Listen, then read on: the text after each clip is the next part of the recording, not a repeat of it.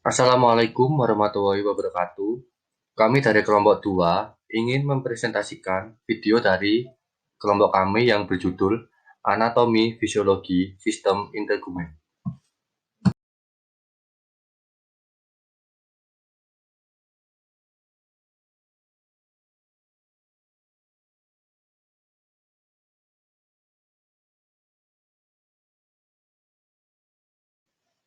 Sistem organ yang paling luas terdiri kulit dan aksesorisnya, rambut 15%, kuku, kelenjar, keringat dan sebaceus, dan reseptor saraf kulit organ terbesar tubuh.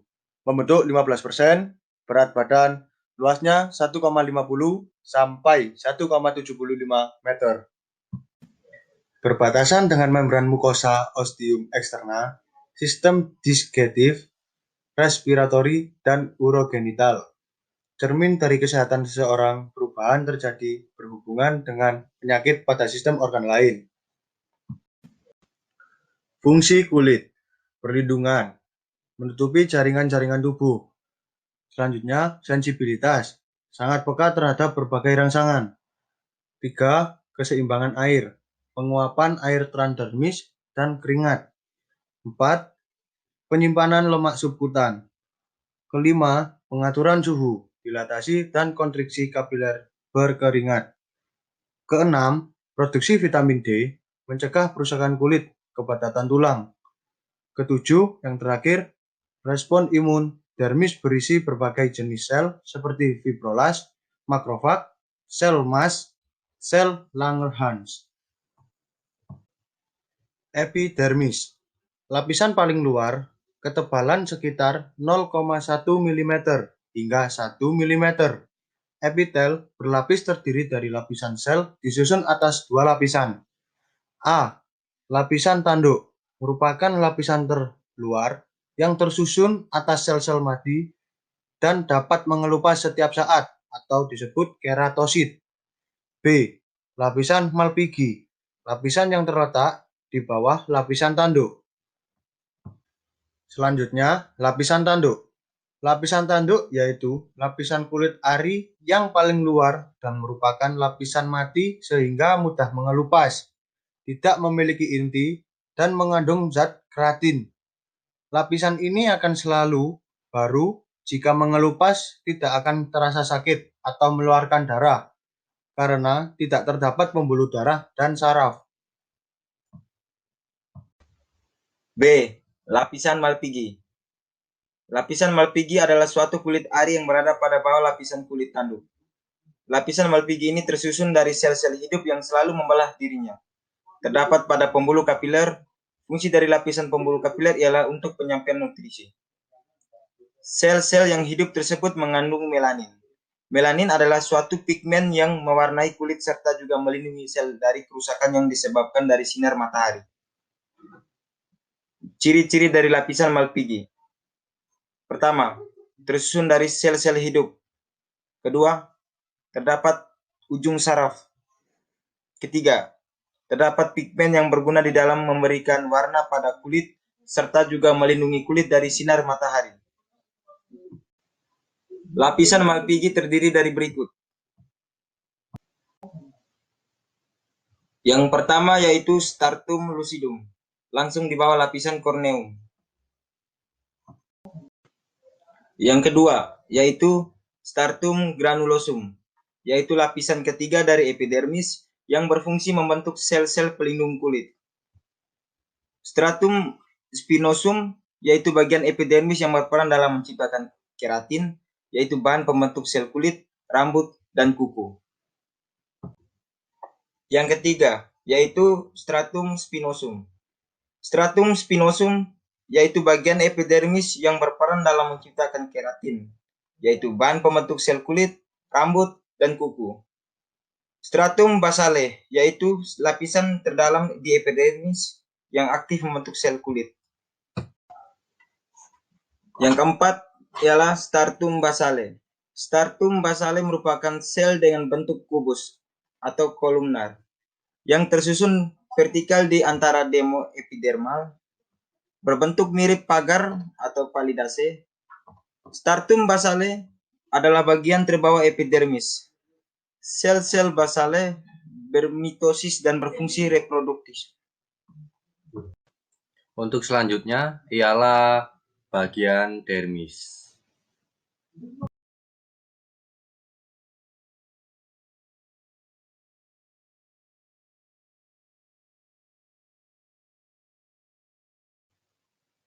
Dermis papiler yang merupakan lapisan atas yang tipis. Selanjutnya ada dermis retikuler yang merupakan lapisan bawah yang tebal. Ketebalan pada dermis bervariasi, tergantung pada lokasinya di tubuh. Di kelopak mata, tebalnya 0, mm. Di bagian belakang, telapak tangan dan telapak kaki setebal 3 mm. Dermis adalah rumah bagi 3 jenis jaringan berbeda yang ada di seluruh kolagen, jaringan elastis, dan serat retikuler. Dan di dermis juga mengandung beberapa sel dan struktur khusus, yang termasuk folikel rambut. Di folikel rambut terdapat kelenjar sebaceus, kelenjar apokrin dan endokrin, pembuluh darah dan ujung saraf, sel-sel Meissner dan sel-sel pipi yang mentransmisikan sensasi sentuhan dan tekanan. 5 jenis reseptor pada kulit manusia. Yang pertama adalah reseptor Ruffini. Ruffini adalah reseptor yang peka terhadap sentuhan yang berulang-ulang atau rangsangan panas. Reseptor Claus. Corpuscula claus adalah ujung syaraf perasa yang terdapat pada kulit yang peka terhadap rangsangan dingin. Corpuscula ini merupakan salah satu reseptor yang terdapat di kulit bersama ujung syaraf lain. Selanjutnya adalah reseptor Meissner. Reseptor-reseptor yang terdapat pada kulit terdiri dari korpus Meissner berfungsi untuk menerima rangsangan, sentuhan, atau rabaan. Reseptor Vater Pacini. Corpuscula Pacini merupakan ujung syaraf perasa tekanan kuat. Corpuscula Pacini atau Vater Pacini ditemukan di jaringan subkutan pada telapak tangan, telapak kaki, jari, puting, periosteum, mesenterium, tendon, ligamen, dan genitalia eksterna. Reseptor yang terakhir adalah reseptor Merkel-Renfield. Sel Merkel berfungsi untuk mengenali rangsangan tertentu yang berasal dari luar. Hal ini membuat kulit menjadi sensitif terhadap sentuhan atau rangsangan raba halus. Subkutan atau hipodermis terdiri dari jaringan ikat longgar berisi sel lemak atau adiposa sebagai cadangan makanan. Yang kedua, terdapat ujung-ujung saraf, tepi, pembuluh darah, dan getah bening. Yang ketiga, tebal tipisnya jaringan tergantung pada lokasinya. Di abdomen dapat mencapai ketebalan 3 cm. Kelopak mata dan penis sangat tipis. Fungsinya yaitu sebagai isolator panas bagi tubuh. Kelenjar pada kulit terbagi menjadi 2, yaitu kelenjar keringat dan kelenjar sebasea. Kelenjar keringat. Yang pertama ada kelenjar ekrin atau merokrin. Ciri-ciri dari kelenjar ini adalah kelenjar kecil-kecil yang letaknya dangkal dilapisi dermis, bermuara di permukaan kulit. Memiliki sekret encer kurang lebih 1,5 liter per 24 jam. Yang ketiga, udara panas dan kering kurang lebih 6 liter per 24 jam. Sekresi dipengaruhi oleh stres emosional, faktor panas, dan syaraf simpatis. Fungsinya untuk pengeluaran keringat, pengaturan suhu tubuh, banyak terdapat di kulit yang tebal kecuali telinga dan bibir. Yang kedua, terdapat kelenjar apokrin. Ditemukan di aksila, sekitar puting susu, payudara, eksternal lubang telinga, area genital, dan kelopak mata. Terletak lebih dalam, sekresi lebih kental dan khas.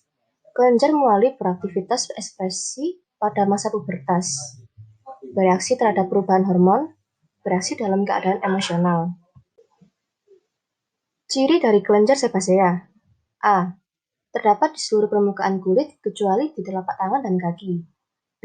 Terletak di samping akar rambut, bermuara pada folikel rambut. C. Fungsi dari kelenjar sebasea. Memberi lapisan lemak, melicinkan rambut, bakteriostatik, menahan evaporasi. Lalu yang terakhir D. Masa remaja kelenjar sebasea lebih produktif. Struktur aksesoris kulit ada dua, yaitu kulit dan kuku. Yang pertama ada rambut. Rambut berupa benang keratin elastis yang berkembang dari epidermis tersebar di seluruh tubuh kecuali telapak kaki dan telapak tangan. Struktur terdiri dari medula, korteks, dan kutikula. Terdiri dari akar rambut dan batang, menutupi hampir seluruh permukaan tubuh diproduksi oleh follikel rambut. Kecepatan pertumbuhan rambut biasanya 3 mm per hari. Fungsi rambut. Yang pertama, melindungi organ yang ada di sekitarnya. Contoh, alis dan bulu hidung. Yang kedua, sebagai pengaturan suhu untuk pendorong penguapan keringat. Dan yang ketiga, indera peraba yang sensitif. Jenis rambut terbagi menjadi dua, yaitu yang pertama, rambut terminal atau dapat panjang, berwarna, yaitu rambut kepala, alis, dan bagian yang tumbuh pada saat pubertas. Dan yang kedua, rambut velus atau pendek, halus, dan lembut yang berada pada permukaan tubuh. Kuku, bagian tubuh yang terdapat atau tumbuh di ujung jari, tumbuh dari sel mirip gel lembut yang mati dan mengeras. Fungsi kuku. 1. Menjadi salah satu indikator kondisi kesehatan secara umum, perubahan warna, bentuk, dan struktur. 2. Membantu aktivitas melakukan berbagai aktivitas termasuk motorik halus. 3. Sebagai pelindung adanya pelat sehingga agar jari tidak terluka atau tergores bakteri dan virus. Selanjutnya, kuku, bagian kuku. Akar kuku atau disebut dengan rod adalah matriks germinal, bagian ujung tepinya seperti bulat, sabit, putih, atau disebut dengan lunula. Berada di bawah kulit dan kuku dengan panjang sekitar beberapa milimeter ke dalam jari. Kedua, dasar kuku atau bed memanjang dari lunula ke hipondium. Terdapat pembuluh darah, saraf, dan melanosit yang memproduksi melanin. Ketiga, lempeng kuku atau dengan plate ataupun body adalah aktual yang berdiri dari lapisan keratin tembus padang warna merah muda berasal dari pembuluh darah. Keempat, epicium atau disebut dengan kutikula atau berada di antara kulit jari dan lempeng kuku, berfungsi menggabungkan jari dan lempeng kuku.